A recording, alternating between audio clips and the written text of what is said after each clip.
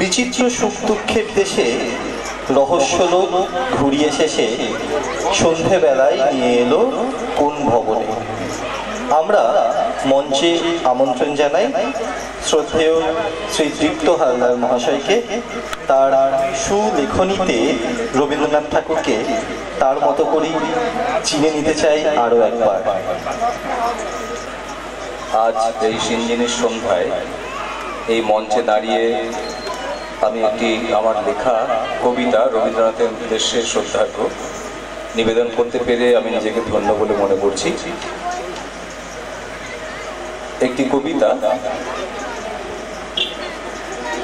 যাবি দেখতে যাবি, চল না দেখি পূব আকাশে সূর্য ওঠা নতুন ভোরে, কেমন করে অরুণ রাগে রাঙায় লাজে দিগন্তকে। আয় না সবাই ছোট নদীতে পা ডুবিয়ে নাবি, যাবি দেখতে যাবি। তারপরে আজ বৈশাখ মাসে দেখতে যাব আর এক রবি, যার প্রভাতে বিশ্ব জুড়ে আলোর মালা রাশি রাশি। সেই সে তিনি আকাশ মাঝে যেন চাঁদের নাক ছাবি, যাবি দেখতে যাবি। সবার মনের মতন যিনি, মিতাও আবার সব মনেরই।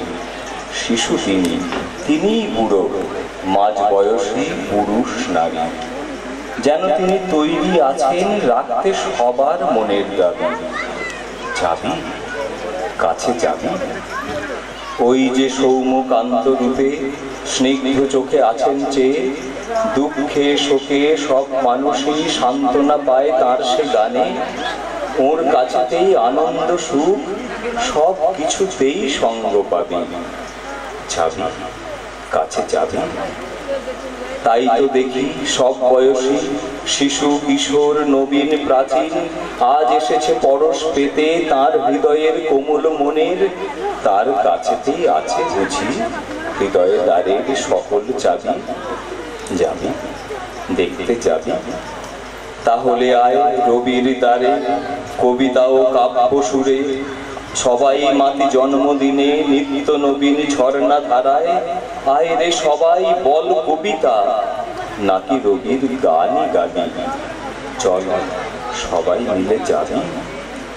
এতদিনেও নন পুরানো চির নতুন সেই সে রবি, যাবি তার কাছেতে যাবি। নমস্কার।